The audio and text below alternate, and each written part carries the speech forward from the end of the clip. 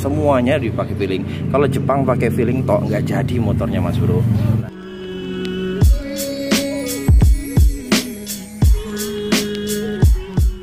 Assalamualaikum, selamat siang teman-teman. Yang ini kita review sama servis rutin Supra X 125 injeksi. Nah, ini Supra X yang sudah injeksi, kakaknya Supra X lama yang karburator. Ini dulu motor andalannya Yamaha, Honda, salah satu yang terbaik di kelasnya, 125 cc. Nah, sekarang dia udah ada yang tipe injeksinya. Nah, ini servis rutin, sekalian kita bisa nge-review apa aja sih yang di servis rutin kalau motor injeksi itu servis, atau udah waktunya servis, atau kita punya keluhan-keluhan, misalkan tarikan bawahnya gasnya lemah, berebet di area gas, atau juga susah hidup. Nah, yang pertama ketika motor injeksi itu servis, yang kita bersihkan itu sekitaran ini filter udara. Filternya dibersihkan, di dalamnya dia pakai elemen kertas. Kemudian kita mengecek, nanti kita buka ya, kita mengecek pressure fuel pump. Fuel pump untuk mengetes tekanannya kita pakai alat namanya pressure gauge. Pressure gauge ini saya pakai merek Tekiro. Tekiro standarnya untuk tekanan fuel pump motor Supra itu 42 PSI sampai dengan 50 PSI. Nah, nanti di sebelah sini saya kasih tabel ukuran pressure gauge-nya, pressernya ya. Nah, kemudian untuk throttle bodinya ini kita bersihkan pakai injektor cleaner. Nah, kita pakai injektor dan karburator cleaner supaya apa? Supaya kerak-keraknya, sisa-sisa residu hasil pembakarannya itu bisa bersih dengan sempurna. Disemprotin pakai injektor cleaner, kemudian dibilas pakai bensin, baru disemprot pakai tekanan angin kompresor. Kemudian selanjutnya kita bersihkan busi dan mengukur celah elektroda busi, ujung businya ini Mas Bro. Nah, busi yang baik itu menghasilkan pembakaran berwarna merah bata seperti ini. Nah, ini berarti pembakarannya sehat. Kita hanya perlu membersihkan elektroda businya dan mengukur celahnya. Saran saya jangan pakai feeling kalau untuk hal-hal yang sensitif seperti ini.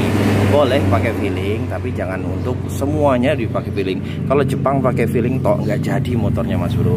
Nah, berapa ukuran celah? Ukuran 0,7 mm. Nah, ngukurnya pakai ini fuller gauge atau thickness gauge. Nah, pakai ukuran 0,7 mm. Nah, kita sisipkan ukurannya ini, kita sisipkan di celah businya ini teman-teman. Nah, kita sisipkan di celah businya ini setebal 0,7 mm. Nah, setelah businya kita setel dan elektrodanya ini dibersihkan, dan ujung elektrodanya ini dibersihkan dari kerak-kerak, kemudian yang harus kita lakukan lagi, dicek, kita menyetel kerenggangan klep isap dan juga klep buang. Berapa ukuran celahnya kita pakai? Kita pakai ukuran 0,05 baik untuk klep in dan juga untuk celah klep X. Nah, di sini sekalian saya pengen buat tutorial untuk penyetelan klep yang baik. Kita pakai thickness gauge ya teman-teman ya. Oke, kita siapkan dulu. Oke bro, ayo kita setel klepnya. Nah, langkah-langkah urutan penyetelan klep. Kita buka dulu tutupnya ya.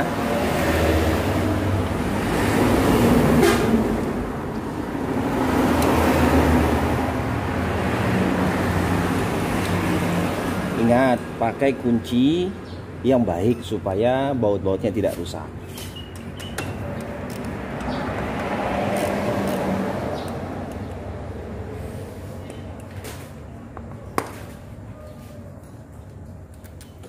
Nih, akibat kunci yang tidak baik di betel. Kalau untuk buka baut kecil seperti ini, baut yang pakai kepala 8, usahakan pakai kunci sok yang segi 6, jadi tidak merusak bautnya seperti ini.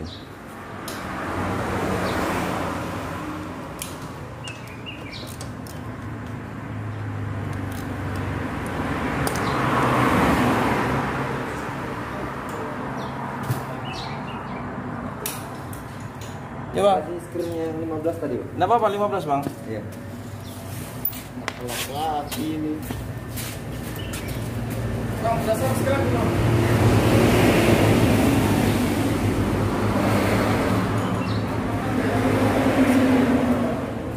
Berapa Bang? Tapi dua aja.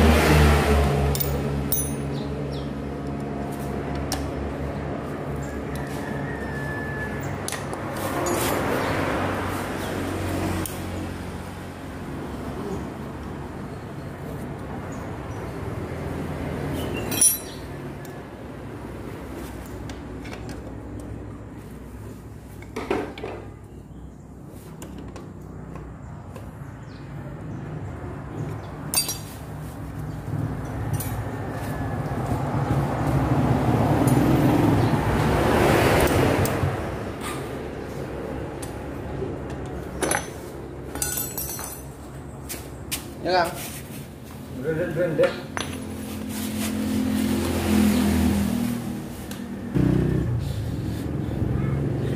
Kalau udah dibukai semua, kita topkan. Cara ngetopkannya, kita putar mur yang ada di magnet untuk mencari posisi TMA-nya piston, titik mati atasnya piston. Pokoknya intinya nanti kita ngelihat tanda titik yang ada di magnet.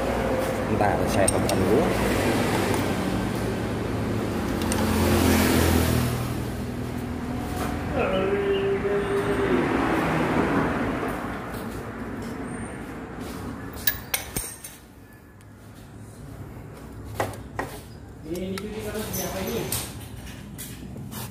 Nah, ini tanda titiknya itu ada dua. Yang pertama tanda titik yang ada di gear rantai kamprat. Ini tanda titik.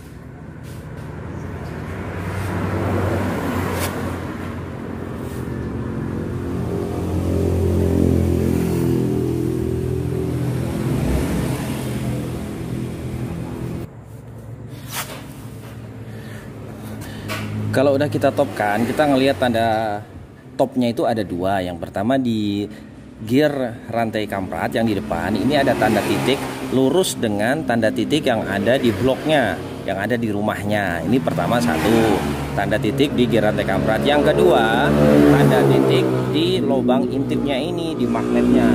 Di magnetnya itu ada tulisan T yang artinya top. Nah, jadi kedua titik tersebut harus terlihat ya teman-teman. Yang di magnet terlihat dari lubang intip ini, yang di rantai di gear rantai kampratnya ini terlihat pas rata antara titiknya di gear dengan yang di bloknya. Nah, setelah keduanya sama, baru kita mengukur kerenggangan klepnya. Apa itu? Oke, yuk kita setel. Setelah klepnya, saya pakai ukuran untuk yang klep in 0,05, yang X juga 0,05. Kita sisipkan coolernya ini di celah antara titik baut setelannya dengan ujung klepnya.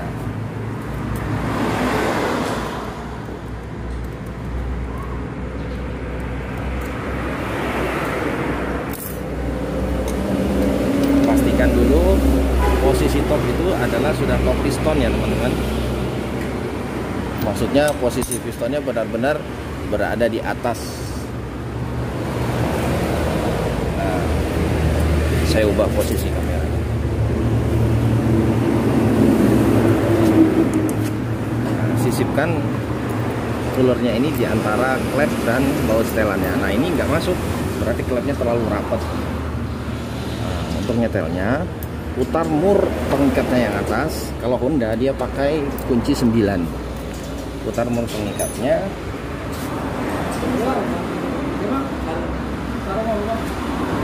Handfat. Nah ini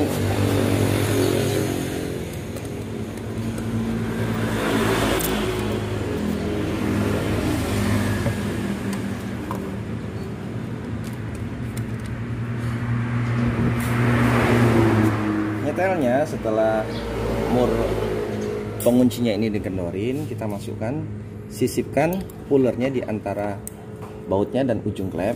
Kemudian menggunakan ini pemutar untuk ujung baut setelannya, kita putar searah jarum jam untuk mengencangkan, sama seperti kita mengencangi atau mengendorkan baut ya teman-teman. Nah seperti ini.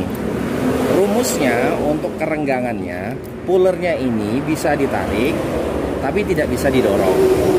Bisa ditarik tapi tidak bisa didorong. Itu insya Allah kerenggangan yang sudah cukup. Nah, jangan juga terlalu seret, pulernya ini terlalu seret, nanti dia klepnya terlalu rapat atau terlalu longgar. Nah, rumusnya yang bisa saya pakai, pulernya ini bisa ditarik tapi tidak bisa didorong. Seperti itu teman-teman. Kemudian setelah kita dapat kerenggangan yang pas, kencangkan mur pengikatnya, tapi jangan lupa ditahan ujung bautnya.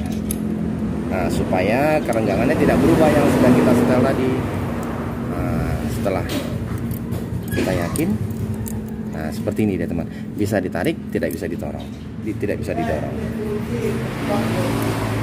Apa mas? Kita lakukan hal yang sama untuk klep bagian bawahnya.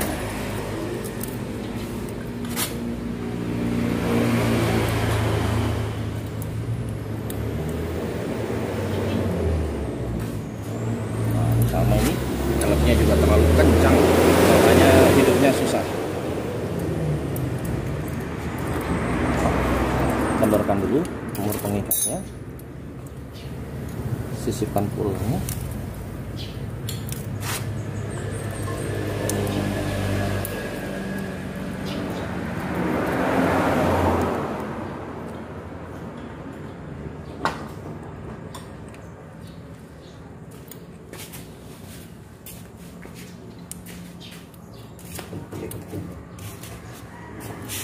Oh, nah kunci nih.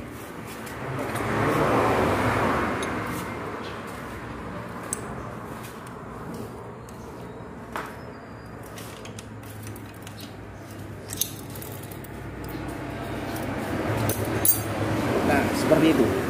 Itu tadi kalau kita pakai nyetelnya sering pakai piling, jadi ukurannya itu nggak bisa akurat. Nggak pasti dengan kalau kita menggunakan alat ukur thickness gauge ini.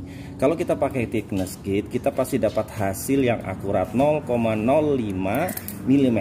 Kalau pakai piling kayak tadi, kadang kekendoran, kadang juga terlalu kencang setelannya. Pastinya efeknya sama motornya, kalau terlalu rapat hidupnya susah. Kalau terlalu renggang, motornya berisik sama boros. Nah, kalau kita udah yakin dua-duanya sudah sesuai dengan 0,05, ditutup, dirapikan lagi. Terakhir setelah semuanya dirakit, kita resetnya Mas Bro, kita reset.